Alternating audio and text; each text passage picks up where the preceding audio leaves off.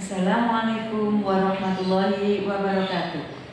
Selamat pagi dan selamat berjumpa kembali dengan saya Bu Nur Sofia, Guru Pendidikan Agama Islam SDN Sambi Keret 2. Gimana anak-anakku? Sehat semua? Alhamdulillah, mudah-mudahan anak-anak sehat semua sehingga bisa melaksanakan pembelajaran walaupun toh pembelajaran secara daring. Sementara ini kita tidak bisa pembelajaran secara tatap muka.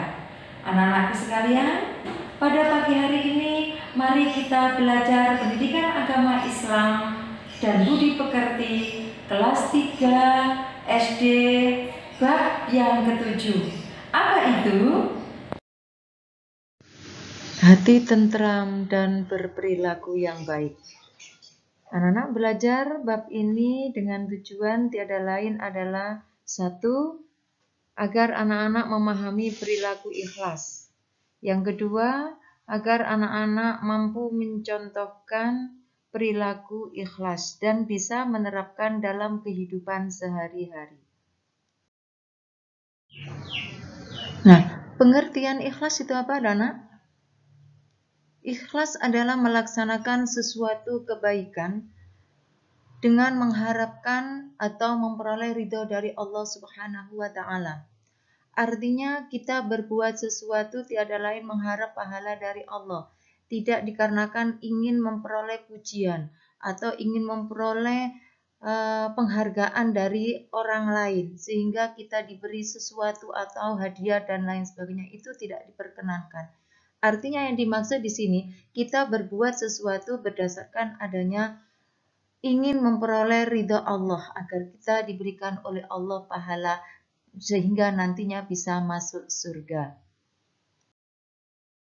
Perhatikan gambar yang ada, anak-anak. Di situ ada dua anak yang sedang belajar mengaji. Artinya belajar ikhlas di dalam beribadah.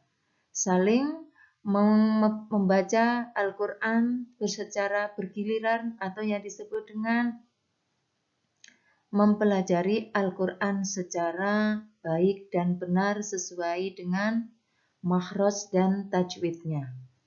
Karena mereka dua ini menyadari bahwa ikhlas menjadikan syarat untuk diterimanya amal seseorang. Gambar yang kedua, anak-anak, ikhlas dalam belajar. Ini ada anak-anak sedang belajar bersama di rumah, ya, yaitu ada 3 anak. Mereka saling berdiskusi, saling bertukar pendapat. Semuanya ini dilakukan secara ikhlas tanpa adanya unsur paksaan, ya. Karena yang namanya ikhlas itu menjadikan amal baik seseorang dan dicatat sebagai amal kebaikan. Belajar menuju suatu keberhasilan. Gambar yang ketiga, anak-anak, yaitu ikhlas dalam beramal. Ini ada seorang yang atau du'afa, kaum yang lemah, tua, sedang meminta-minta. Nah, ini ada seorang anak laki-laki. Dia memberikan beberapa atau sepeser uang berapa rupiah, entah 100 atau 1000 rupiah. Tetapi dia berniat untuk memberikan kepada orang tua itu dengan ikhlas. Ya, ikhlas untuk memberikan uang itu kepada orang tua itu. Dia tahu bahwa innamal a'malu binniyat, bahwa segala sesuatu itu tergantung pada niat. Sehingga dia mengharap adanya pahala dan ridho dari Allah Subhanahu wa Ta'ala. Gambar selanjutnya yaitu ikhlas dalam bekerja.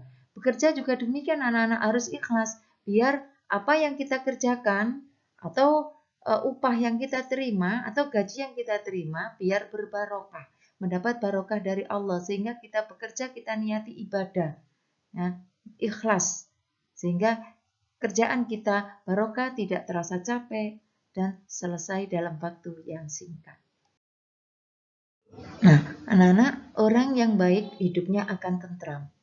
Berperilaku baik akan memperoleh banyak teman, banyak saudara, dan dicintai orang banyak. Nah, kita ingat bahwa dalam beramal, niatnya karena Allah.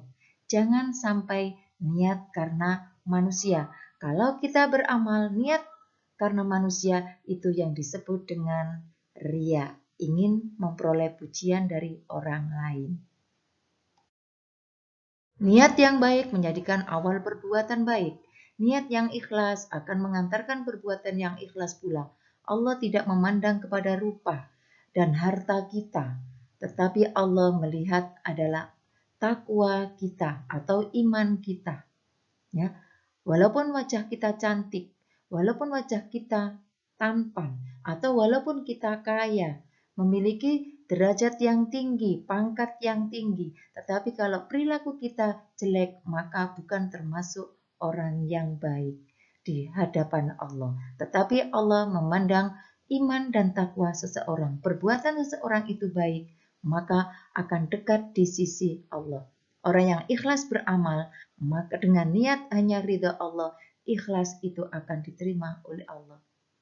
Ya.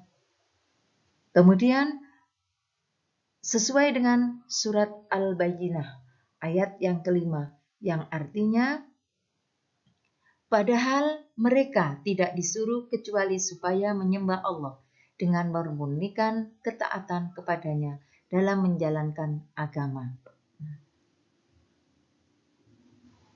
Nah, demikianlah anak-anak pelajaran yang pertama pada semester 2 ini.